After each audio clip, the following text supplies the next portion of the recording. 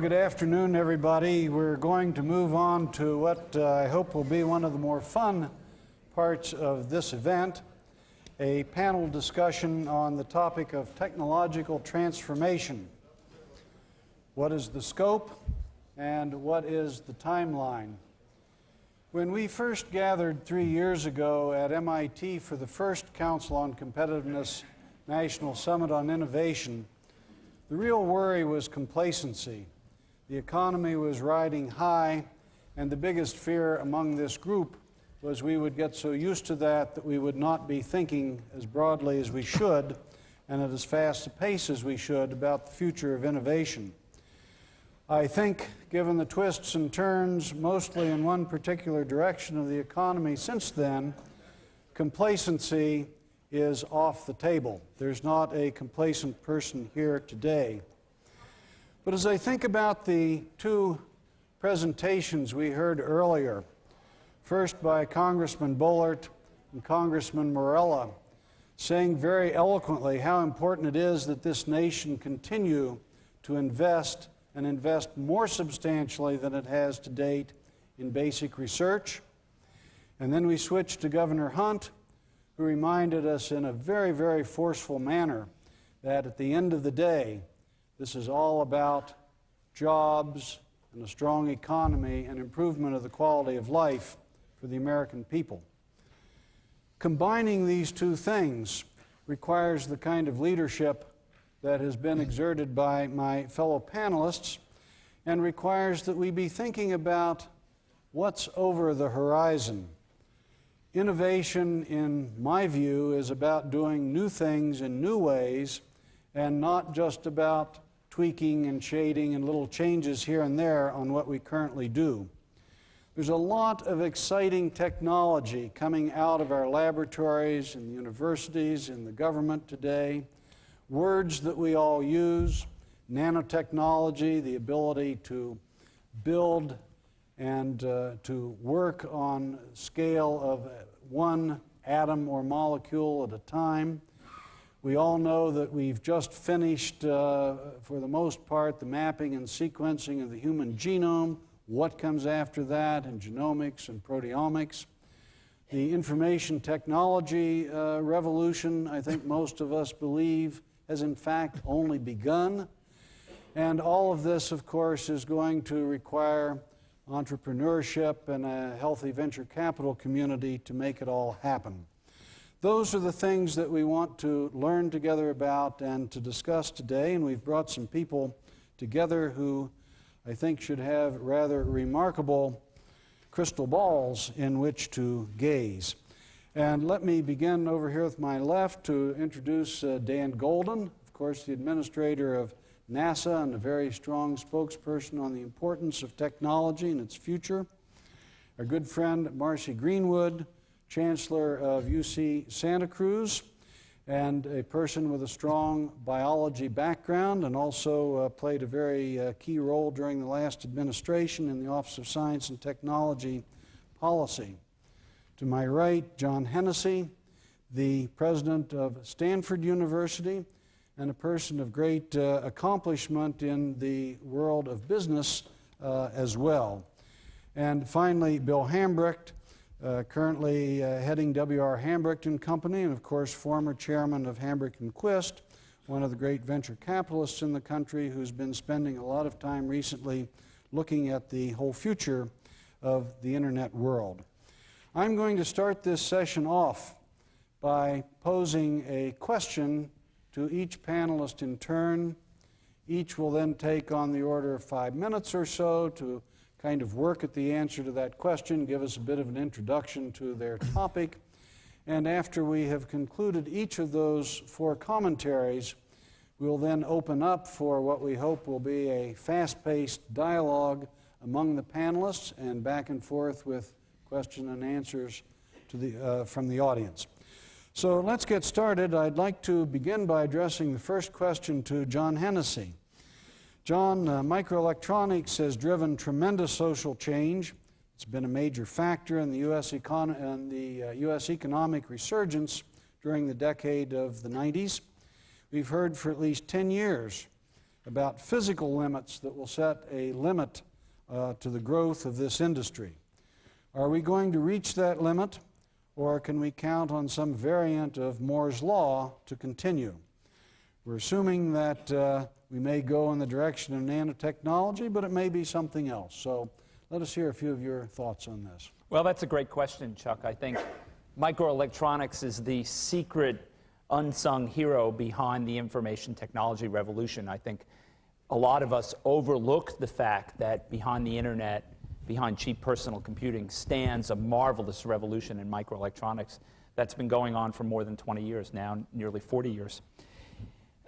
I think it's all the pundits to date who have predicted the end of the Silicon Revolution have been wrong. And they predicted that those on the basis of manufacturing limits instead of basic physical limits. As we begin to approach those physical limits, we will begin to see real challenges.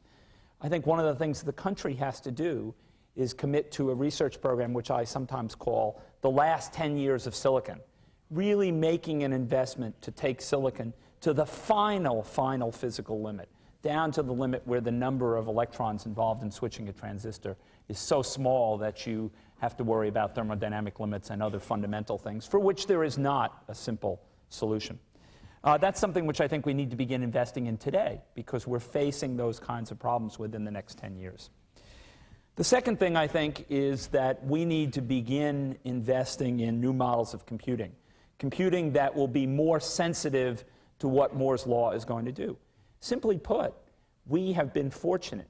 We've been fortunate because Moore's law has given us such growth in resources that we can be sloppy. And designers today are sloppy. They throw millions of transistors at solving relatively small problems.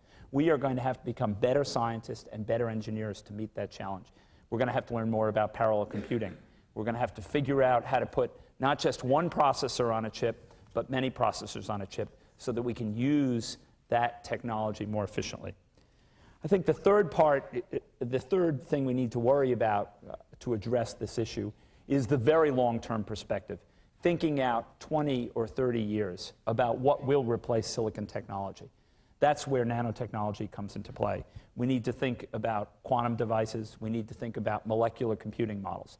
We need to start thinking about that today because it will take 30 years to make that technology a reality. So today we put in place those long-term investments, the basic research, really beginning with the physicists and the device physicists, the people long ahead of the computing people who will do the very basic work and begin to discover if there are viable alternatives. I think with that kind of research program focused across the spectrum, we can continue to ensure that information technology will move forward in the future, which I think is critical. Great, thank you very much.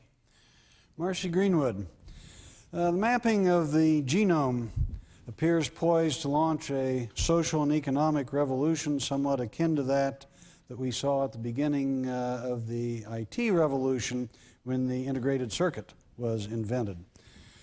What do you see as the near-term commercial applications of this new knowledge coming out of the Human Genome Project? What kinds of new industries do you see might be developing, and how do we properly vector ourselves toward them? Well, that's a fairly complicated question, Chuck, but let me start by saying that the Human Genome Project, unlike the integrated circuit, is not the production of a device that then gets used and amplified and modified in so many very marvelous engineering ways. It's more like a set of instructions, and a set of instructions that then allow us to begin understanding the so-called post-genomic era, where we're struggling with the instructions which lead to the proteins, which are really the workhorses of the cell and of the human body. So I think the opportunities, I mean, first let's just step back for a second and say that the investment that we've made in the basic biological research, which led to the original discoveries that have enabled us to be able to sequence the genome, is a very critical part and has already spawned a huge number of industries. I mean, if you look, for example, at the biotechnology industry in the nation, it has gone from its infancy to a fairly substantial enterprise, creating an enormous number of jobs. For example, here in the state of California, about 30% of the biotechnology effort in the whole nation is concentrated here in California, with a very tight connection to the research universities here in California. And that industry is not a single type of industry. It's spread across a number of sectors, everything from devices to sequencing to information industries. And I think we're going to see a continuation of that trend. For example, I mean, 8 of the 10 drugs, I think right now, if my statistics are right, of the 10 best producing drugs right now are actually the derivative of work done here in California, and we're seeing this as a national pattern as well.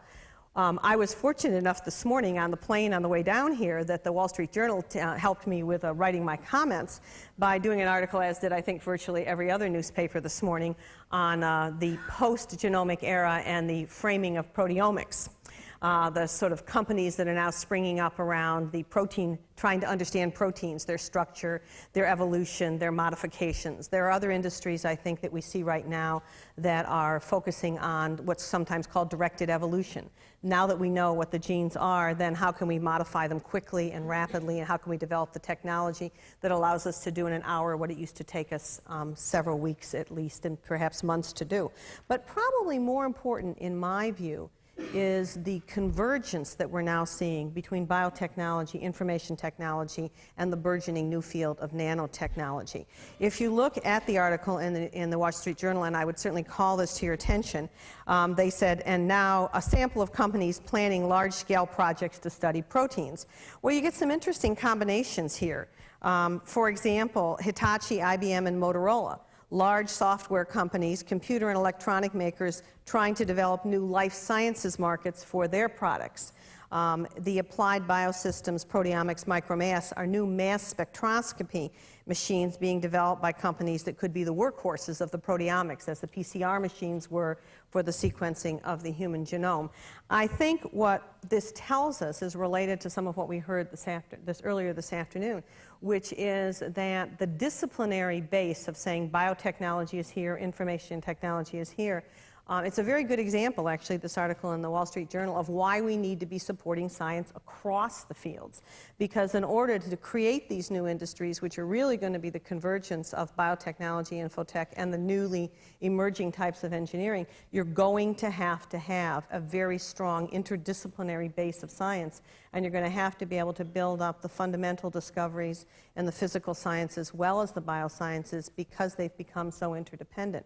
Probably the biggest challenge to the Human Genome Project is going to be the ability to handle the data and the ability to use that data usefully to understand what these set of instructions are actually telling us about ourselves and the other organisms with which we share this planet. I think I'll stop there for the moment. Thanks, Marcy. It really has been, I think, exciting to all of us to watch how the Genome Project played out. When it began, this was thought of as hundreds of men and women in white coats and micropipettes and things like that. And several months later, you realize that it's robotics, it's information technology, it's combinatorial mathematics, it's deep computing, it's all of these things. And you've given us a very wonderful segue into the next question I'd like to put on the table, and I'd like to address this to Dan Goldin. Actually, as Marcy has just said, some of the greatest advances have come from the integration of different disciplines. Convergence, for example, of biology and computing seems to be bringing us to one of the next great thresholds. Interestingly, NASA has been positioning itself as a player in this area. What do you see going on, and what technologies do you think are going to begin to emerge from these various fusions? We are in a high-tech world, which I'm not sure is high-tech, is hard deterministic computing. You write every line of code, you check it, you make loads of errors. You have people gathered around laptops. You see it in industry and academia. I have a cell phone. I constantly call a company to get software upgrades. Because the idea in America of agility in the marketplace is how fast can I get there, quality be damned. America experienced this issue in the 70s when our approach to agility in the marketplace was to build cars fast, get them to market, and that way we'd save money and time. The Japanese taught us something different. The Japanese said, go for quality, and then cost and schedule follow. And they took over the automotive market in the 70s. Well, to get into automotive, you needed billions and billions of dollars, perhaps tens of billions of dollars. There's a very large threshold. In information systems, and John left out the one element, and I'm glad you gave me this opportunity. In addition to the computational engines, you need the software that drives them. If we stick with hard deterministic computing, we're going to slow to a halt, and we'll never have any way of getting there. There was a survey done, I forget by the name of the group, but only 26% of all software programs of 8,000 sampled were actually successful. Half of them got canceled. The remaining ones were overrun and late, and the ones that were successful didn't even do what they were supposed to do. I'm sure you're shocked. We at NASA are terribly concerned, and the thing that brought this to our attention was the failure of the 2 probes on Mars. It was simplistically stated, well, we couldn't convert from English to metric units. That's not the problem. The problem was it wasn't fault tolerant. The problem was we couldn't adapt to the environment, and we've done case studies on this. We went back and said, what's the mode that we want to be in? You want software that's soft, adaptive, and can adapt to its environment, and it could learn as it goes along. So what we're looking at is what we call a field of biomimetrics, neural networks, genetic algorithms, probabilistic computing. And to give you a sample point, we flew a simulation up at NASA Ames right down the street from Stanford, where we had a commercial pilot fly a plane that was a generic plane, but it had a rear tail stabilizer, if you remember that Alaska Airlines crash. And we tried to have the pilot fly into San Francisco Airport in a very, very high-fidelity environment, crashed every time. We then brought on, it was okay. We then brought on a neural net, which learned. It had some thousands of lines of code. And it could make small linear motions to all the aerodynamic surfaces, and it learned the flying characteristics of that plane. We landed every time. This is not 50 years out. I went to MIT and I gave a lecture and I asked how many people in this wonderful institution understand and use routinely soft adaptive computing. Very few hands went up. It's something I do as I go around the country. Keep in mind, in other countries, all you need is a few computers, a few people, and the threshold is different than automotive. So I'll keep my mind focused on this issue, but I believe if this high-tech industry in America is to grow and survive, we've got to deal with this issue with the students, with the institutions, with the industry, and we've got to move fast. In the near term, per the plan you talked about, keep mining silicon. But while we're doing that, we've got to make a much more focused attempt and fund it appropriately to leapfrog. So in the limit, we'll have software where you put in the rules and the boundary conditions. We also have model-based reasoning, which we developed at NASA and tested in space. Set up the rules, tell it how to propagate.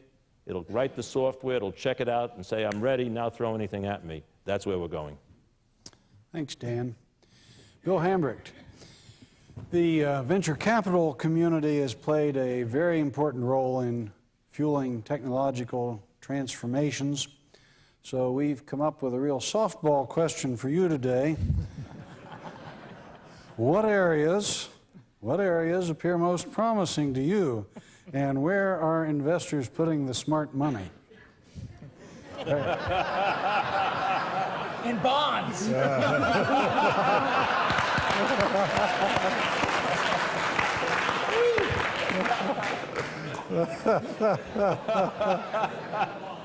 Well, Chuck, I think you touched on the paradox that's been out there about venture capital for many, many years. My friend Ralph Gomory asked me today when I walked into lunch, he said, I just don't understand it. I hear all this money has gone into venture capital. And he said, and I've got these companies that can't raise venture capital. What's the problem?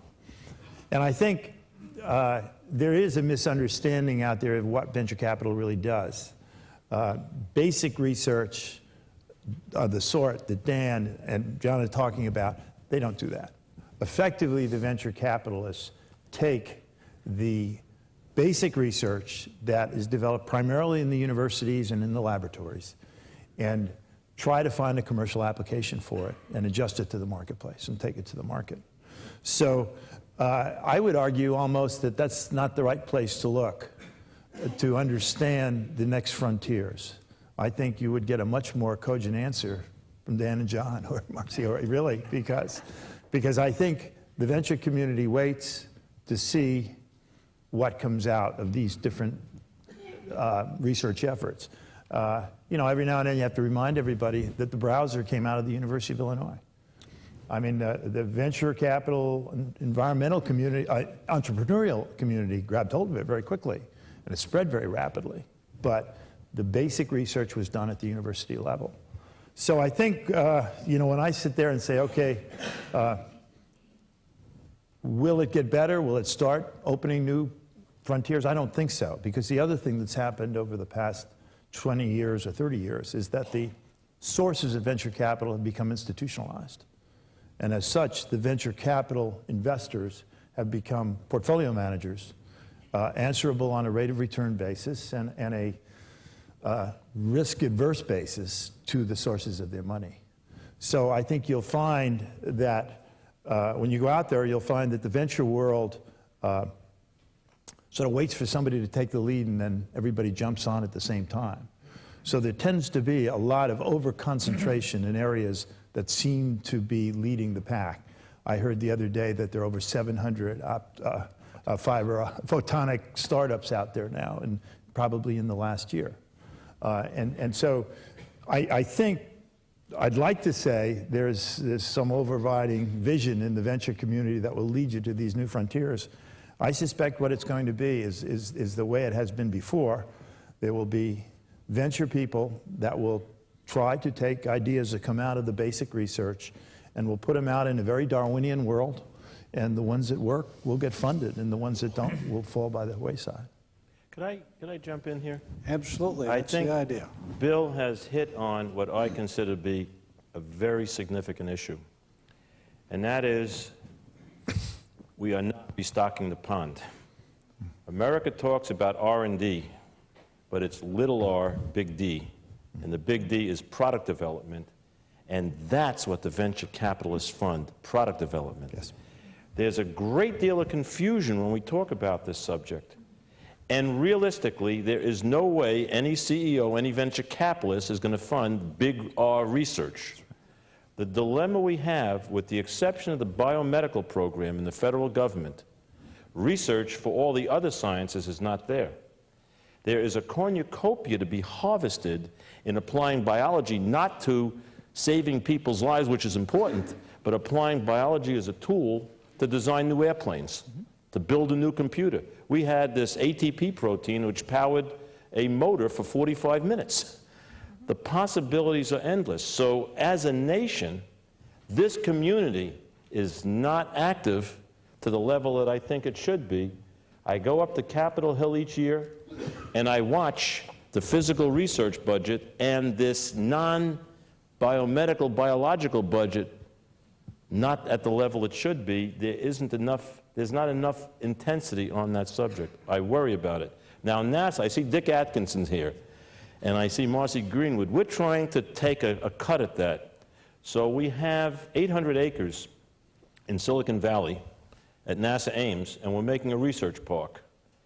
Instead of putting up more NASA facilities there, what we're going to do is we're giving 20 acres to University of California, and they're going to put up an institution right on our grounds, and Carnegie Mellon's taking another 20 acres, and MIT is associated with that, and other universities. And what we intend to do is to bring together the students, and they're declining in science and engineering instead of going up, bring the students, the government labs, which do this big R, and we have 10 of the highest tech companies in Silicon Valley that are signing up, bringing their own money, and we're going to bring them together and work on projects of common interest. And we've invited the venture capitalists to come in so we could increase the speed at which we turn this over. I'm going to call M.R.C. here for a second, but let me invite people from the audience, if there are questions you'd like to pose succinctly to any of the panelists, why don't you start getting lined up behind the microphones, and we'll turn to you in just a minute. M.R.C. I'm just going to reinforce Dan's point that I think that the issues related to the developing of the resources that we need to develop the economy and the new businesses of the future it's a very deep problem, and it does relate to, if you will, eating our seed corn or stocking the trout pond, however you want to put it. We are really beginning to lag behind. Governor Hunt made that position.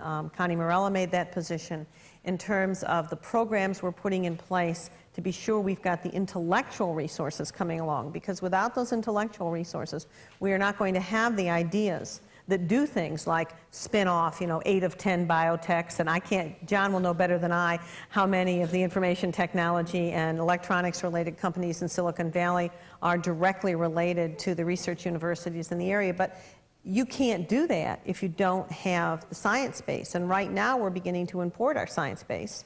And we're beginning to really fail our kids in our schools, and our kids are failing us because they are not going into science as time goes by. So I don't want to put too much of a drumbeat here, because I know that's a very deep and transient problem that I'm sure everyone in the room agrees with, but it's one that no matter how well we fund today's research universities and today's government laboratories, if we aren't creating the pool that's going to come along, we're just going to put the problem off for another decade, but it'll still be there.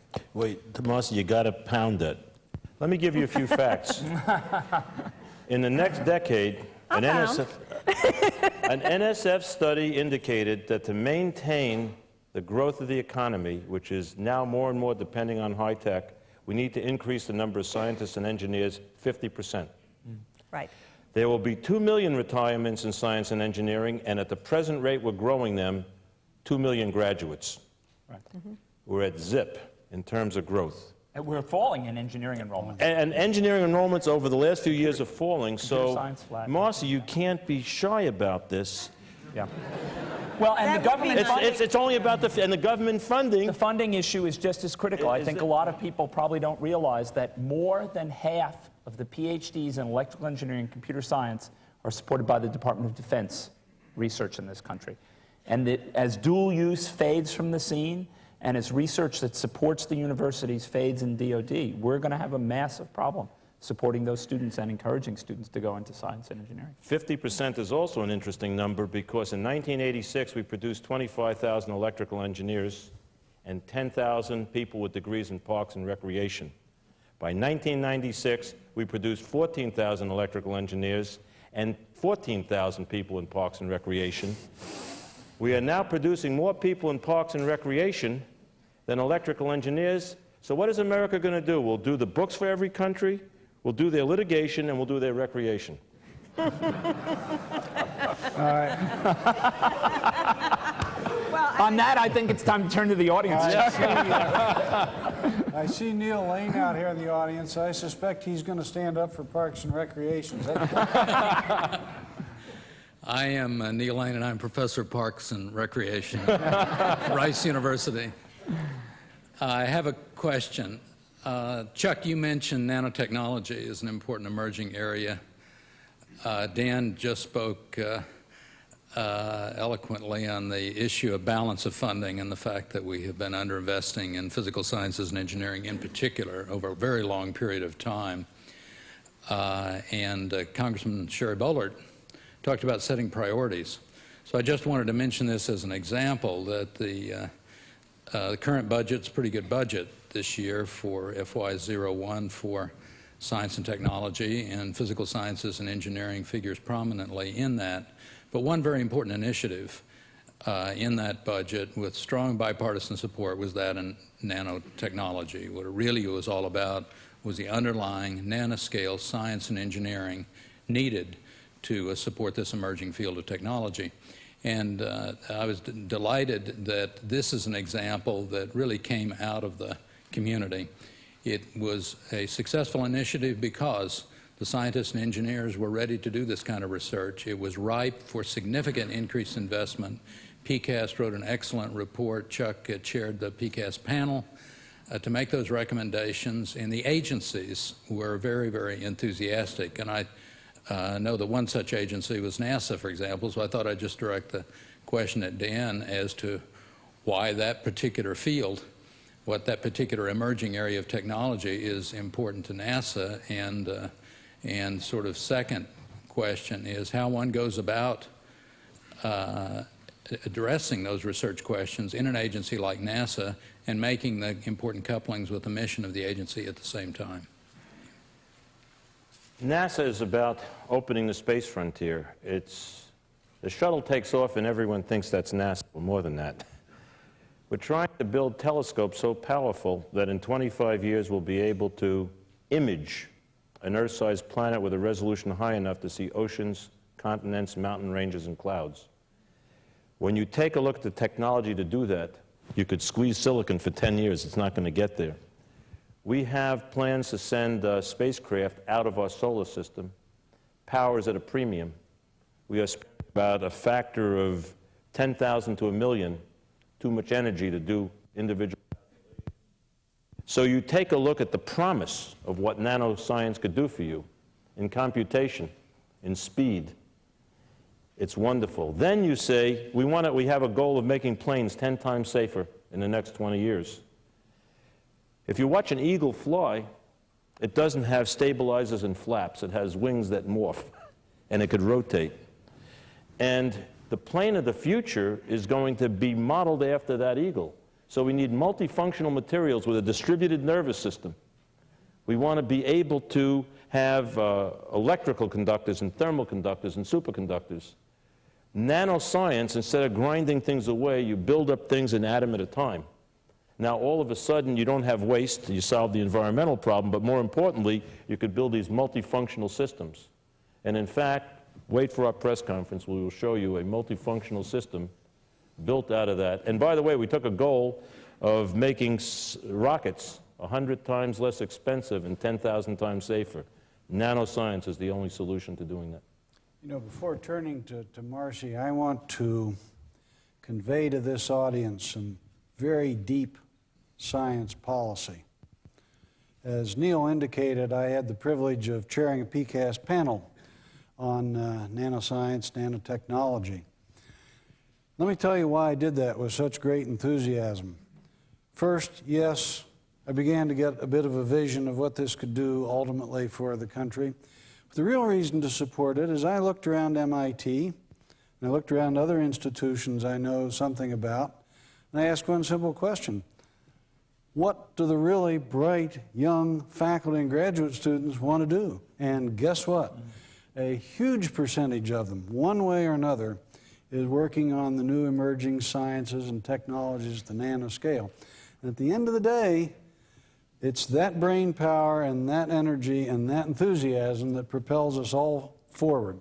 And so I would encourage us all, as we think about how do we restructure budgets, how do we restructure organizations, to remember that that's where you get the big bang for your buck. It's what do the bright young people want to do? M.R.C. Well, that's a segue into exactly what I wanted to say, Chuck. I was going to say it's not going to involve not only a conception of new nanotechnologies, but new structures, new organizational structures within our institutions and outside of our institutions. And, you know, in our state, we've been very fortunate in the last year to be able to have several of these governors' institutes funded in the areas of high technologies, one of which is nanotech, and the one that I know the most about is called QB3, Quantitative Biology, Biotechnology, and Bioinformatics.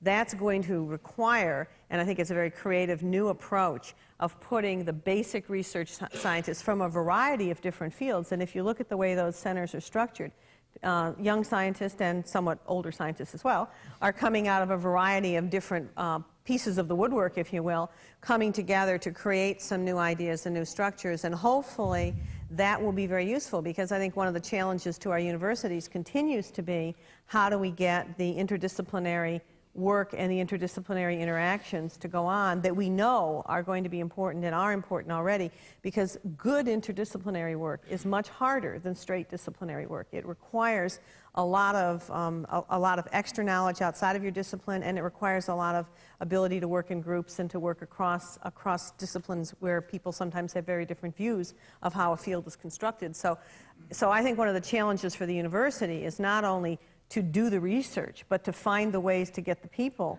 together in structures other than those that we've had for all of these years. And I know we're all trying to do that. But these are very important sources of funding. These are very important initiatives, and we've been very fortunate here in California to get a start on that. And I know some other states are working on these things as well. I think that Marcy's made a very, very important point, this whole business. How do we structure ourselves to do interdisciplinary work? And also, if I kind of combine some of the things that both John Hennessy and Bill Hambrecht had to say, how do we organize ourselves to work at two different time frames? Mm-hmm. Next 10 years of silicon, and now the things that we're talking about beyond that. One of the people here with us today, a great hero to many of us, Ralph Gomory, once said something to me, and I hope I don't distort this too badly, Ralph. We were talking about how do you organize to do interdisciplinary research? And he said, well, I spent my whole career at IBM trying to figure that out. And he said, I built buildings and I moved people around and I redesigned all my organization charts, and then I finally gave up and retired. And the next morning I realized what the answer was, which is that if you have a really interesting problem that people want to work on and they need each other to solve it, they're going to do it. And I think most of us feel that way, but yet you have to have a structure that's conducive to that. Mm-hmm. And so, as a leader of one of our great universities, John, what are you and your colleagues thinking about in this regard? Well, Chuck, I think you're right. The structure has to be conducive to it as well. We've had an initiative going now for several years that's called BioX, and the X stands for everything you can imagine under the sun: engineering, physics, chemistry. And the basic concept is to take advantage of the biological revolution that M.R.C. mentioned and Dan mentioned, and really show how that will cross so many other disciplines and bring together faculty in lots of areas. Geographical location does matter. It does help to get people together so that the physicist sees the biologists over a cup of coffee or over lunch. I think the other thing that helps is trying to focus. Lunch? What's lunch? Lunch is that thing you take at your desk, Chuck. It also helps, I think, to have a few areas that you want to focus on, problems that you really want to drive towards. I think the proteomics problem is a great one because it brings together a wide range of people: biologists, computer scientists, chemists, all together, physicists. So I think these are areas where you can have that kind of initiative. The challenge for the institution, I think, is to ensure that the institution doesn't put up barricades to this kind of interdisciplinary work, that you reward faculty who are willing to work on the boundaries and try to bridge those chasms and be successful. And it means that you really try to distinguish great work, even if it doesn't fit a conventional pigeonhole in terms of where it might be viewed from or where it might be regarded. And I think those are things that the universities have to do if they're going to be successful in this new era. Chuck, Yes, Dan. I went to go see John, and I said to him, how come Stanford doesn't do much more work with NASA? And I said, if you get rid of one project, which is almost going to be over, Stanford does $5 million worth of research with NASA. And he says, that's because you put us into pigeonholes, 1 or 2 year, $100,000 research grants, which flies in the face of this multidisciplinary activity. And the more we talked, I sat there, it was a little painful hearing it, but he was absolutely right. We in the federal government are not funding the universities to the degree we should to encourage this multidisciplinary work. We're not giving them long enough continuities, like 10-year activity, 5 years, you compete for a job, and then 5 years you have a peer review, and then 5 years later you're done. Over a 10-year period for some millions of dollars, you could hire faculty, you could get graduate students involved, you could bring this multidisciplinary effort together. And we've been chewing on that at NASA. So in addition to the universities, we, the federal government, are a major funding element for the big R. There's some defunding there.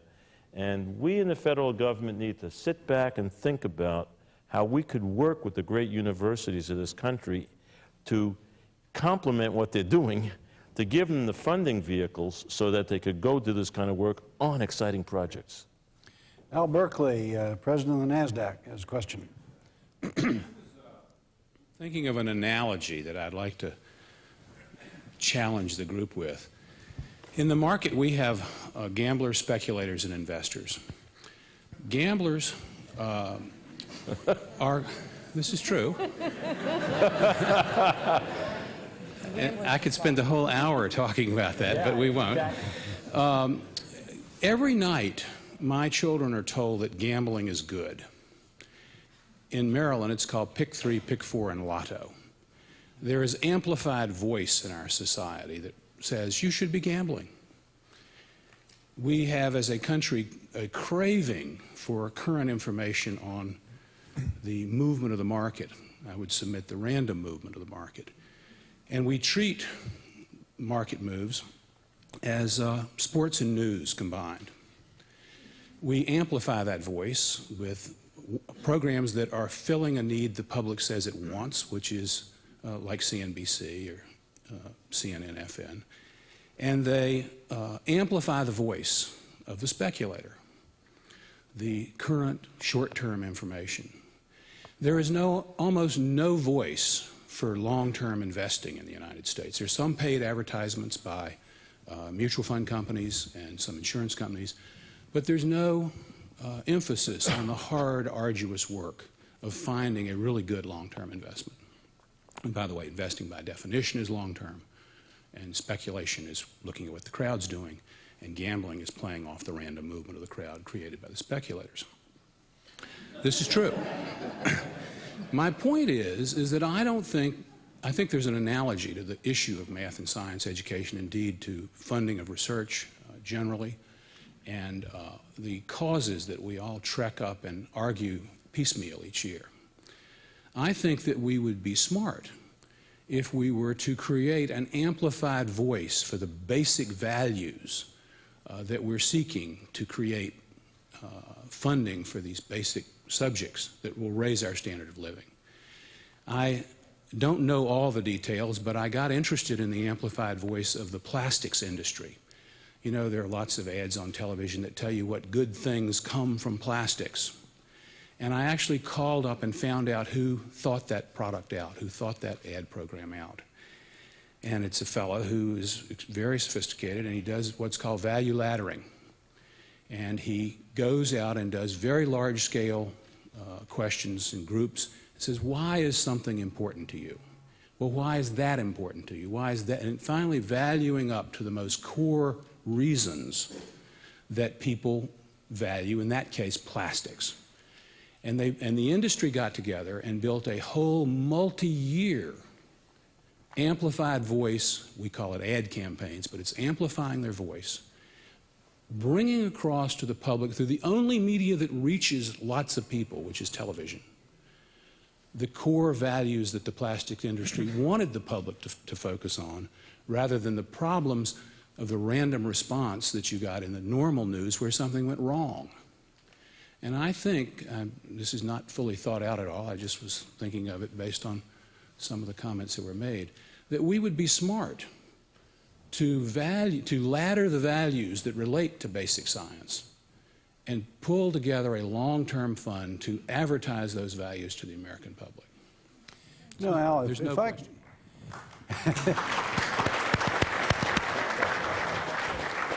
I'd like to add a bit of an observation to that. This business about gambling and short-term and so forth and so on goes culturally a lot deeper than just how we think about investing. And I'm not going to be judgmental in saying this, I'm just making an observation. When I was a young man, what did you look forward to? Working with NASA to go to the moon, working with General Motors to build the next generation of vehicles and so forth. Most of the kids today, and by the way, I think they're wonderful. I think every generation's better than the one that precedes it. Most of them aren't interested in working for big organizations. They're not interested in devoting themselves to projects that are going to take many years of effort to come to fruition. It's a different mode of thought, and it goes much deeper than just the thing you're thinking about. And, you know, M.R.C. as a university chancellor and Dan running a big organization like NASA, how do you think about this? Well, I think you're absolutely right about the need for a concentrated message, and there's a lot of evidence that it works, because the efforts that have been done in the biomedical sciences have not focused so much on an ad campaign as on well-done polling statistics and then communications of those values to people in our Congress and to other audiences, and it's been very effective. I mean, one of the reasons that the NIH budget is doubling is not just because people have sick relatives and get sick themselves, but also because there's been a well-articulated, well-concentrated, and fortunately for the biosciences community, there are just a couple of major agencies that you can focus this on. So I think you're right. I think a good ad campaign, you know, agencies have tried to do this. The National Science Foundation's tried to do this. OSTP tried to do it with Science of the National Interest and a few things to try to hone the arguments, pick examples, advertise those examples, remind people that science, basic discoveries are what got you here today.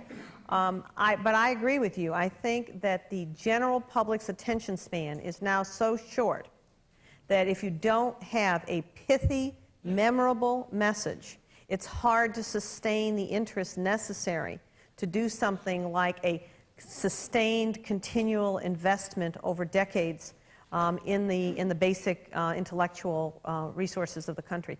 So I couldn't support you more, and I think you're right that one of the things that a group like this can do is maybe put the foundation under something like that that would evolve over time. It's not going to be easy, because it's very hard to get everybody to agree on what the message should be. Two speakers waiting in the audience. Yes, sir. I have a relatively short but quite provocative question, and it takes off several of the things that Dan Goldin has mentioned already. But the question really relates to the lack of state level, government level, national level science policy relative to the European Union, for instance, and its programs, the now 5th framework, preparing for the 6th framework, with their long-term investments in a very directed, focused way towards establishing leadership within Europe in specific technology areas. Is our approach to science policy an aid to our success as a nation, or has our policy become antiquated and should be replaced by one more akin to that available in Europe? Short but rather provocative question. I'd like to take that on, and I'm not so much worried by that. I deal with the Europeans all the time. NASA works with about 80 different countries. When you try and make something too organized and too focused, it's not healthy. This disorder in America, we criticize ourselves, but it's good. I agree, Dan. I think the European efforts have been, in many cases, too orchestrated, too regimented, not enough, not broad enough, and not sprinkling enough seed out there. Well, now, in some areas, I think you touched on the reliability issue. That's an issue which, in computing, they've made a European Union-wide initiative, and they have made progress in that. The right way to do this in the U.S. is to say we need strategically to work on the issue of reliability of computing systems, and we should do that work in lots of different organizations, rather than to say, well, MIT, your piece of the problem is this, and Stanford, your piece is this, and Carnegie Mellon, your piece is this, which will not work. Well, and I think what's showing up in the European frameworks is that they're actually making progress on, if you think of the old, basic applied development research thing. I hate that, but everybody knows what I'm talking about when I say that. They're making progress on the applied to D because of some of the focus. Mm-hmm. But they are draining off, and they're having a brain drain, and their universities are really having trouble attracting some of the best talent in the discovery areas. And I think that they're going to find themselves, in fact, I think that there are some who would contend they're already finding themselves out of the game in a number of areas that are emerging as new, as probable bases and hotbeds for the new industries and the new ideas for the future. Now, there may be people that don't agree with me on that, but that, I mean, I really do see that when I look very carefully at what seems to be happening, starting at the earliest pipeline and looking at the product end. They may be better, and some people say we have, you know, the great dead valley, where we get the ideas and we don't manage to get them over the valley into development. I think we've improved a lot in that in the last 2 decades. But I do think that you really do, you're seeing some of these focus things moving certain industries and getting some of that technology out faster, but they are not restocking the pond, not the way we are. You know, Ralph Gomory. Yeah. Well, Chuck, I want to just make a short remark, and then I want to get into it. I woke up about 10 years before I retired from IBM. I spent the last 10 years executing that plan. Yeah. But the main thing I wanted to stress was, and we've heard several points about we're not doing the long-range thing, they're speculators and so forth, and our kids are perhaps letting us down, and we need to make long-range things seem attractive. But I think we have to consider the human element. The career for a person today who wants to do basic research is a really difficult, long, drawn-out career. 6 or 7 years to a PhD, 2 years of postdoc, 7 years to tenure. And the chance of making it, very, very slight. So I think that in addition, I really agree with almost everything that was said here. We need to put money into developing the tremendous possibilities of our future technologies, and not solely on the health side. But we also have to structure a career for the people who are going to do that work that doesn't end up throwing most of them out of the system and having the others go through quite such a long and difficult path. Good point. Yeah, here. I think many of us struggle with the length of a PhD, I think, and feel that it simply takes too long to get a PhD. And if you go to the biological sciences, where you're 6 or 7 years for a PhD, and then, if you're lucky, only 2 years as a postdoc, more likely 4 years as a postdoc, then a faculty career. It's simply too long. I think that we see some changes occurring. One of the things I think we've certainly seen with our biologists and our chemists is many more people considering after their PhD to go into an industrial career. And all of a sudden it gets the kind of competitive atmosphere that you can see in engineering, where for most engineering PhDs, they're going to go to industry rather than to academia. And I think that will be healthy. It will add some balance to the system and probably increase the pressure on the universities not to put people through 4-year postdocs in order to get them onto a faculty track. We have less than 5 minutes to conclude the session, so let me take at least one quick question here. We may get to. Hi, I'd like to echo some of the sentiments of my friend from Nasdaq. I might be the only person in advertising and PR here. So I want to talk to that perspective. I've been hearing issues about our leadership being frittered away, about multidisciplinary development and what I'm not hearing is something that gives me an analogy to the 1950s, when there was a complaint in 1957 and 1958 about American leadership in the sciences and technologies disappearing. And what happened? It's sort of interesting. All of a sudden, within a few years, the nation developed a will and a vision, a program that was articulated that the entire country, and I'm talking about whether it's somebody in the ghetto to somebody at the largest think tank in the United States, a vision was articulated, which was nothing more than get to the moon within a decade, where nobody had a clue, where the kinds of technologies involved did not exist, and it was not just rocketry I'm talking about. You know, we've had the Human Genome Project, for example. It's about the closest thing I can think of, and that's in the biosector. But I personally believe that to energize people at all spectrums, and I'm not talking about the people at the upper end or at the lower end, but the entire spectrums, is some kind of a vision that needs to be articulated in Washington, at the regional level and the local level, that everybody can passionately get behind, and therefore not worry about how the teams would work together and how the teams would get funded. And I'm not seeing this. I'm not seeing anybody coming forward and articulating a vision that involves technology and leadership and a dedication of a decade or 2 decades in the future. And that's, I mean, something to the effect of what my friend in Nasdaq was talking about, something that you can look on television and feel like, I want to be part of that. And I want my children to be part of that. And I want their friends to be part of that. And I think that's a larger problem, that if that problem is in a sense articulated, it solves all the rest. Now I pose that to the committee. Well, I don't want to puncture that particular balloon, but I think the precipitating event in 1957 was Sputnik or thereabouts. And I'm not sure that we're going to be able to create that kind of a stimulus, although it's possible certainly these days, that we could create that kind of a stimulus to mobilize the nation to try to solve the problems and get ahead of a competitor. Perhaps somebody else would want to speak to that. I think we're at about the closure point here, and I'd like to kind of close on a note that's related to this, because I think all of us have thought about this one way or another. It's a seemingly trite statement that this country pulls itself together, builds a vision, and accomplishes great things when it has an emergency. And we all look what this nation did following Pearl Harbor to create a military and industrial machine such as the world had never seen. Most of us here are products of the nation's response to the launching of Sputnik by the Soviet Union. And we all hope that we don't have to face another one of these, wake up one morning, there's a disaster there. But folks, there is a disaster. The disaster is that we don't leave the field of opportunity for the next generation that we had.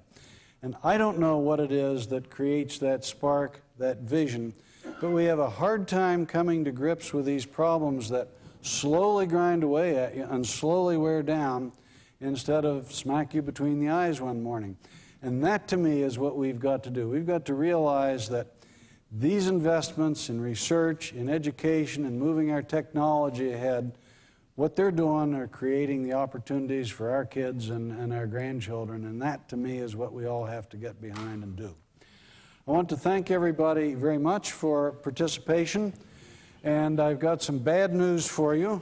After all this enormously stimulating and enjoyable conversation, I'm told by the chairman of the Council on Competitiveness that we are not going to take a break. And just so he can face the lion's den for that decision, I'd like to invite John up to start the next session. But thank you all very much. Thank you.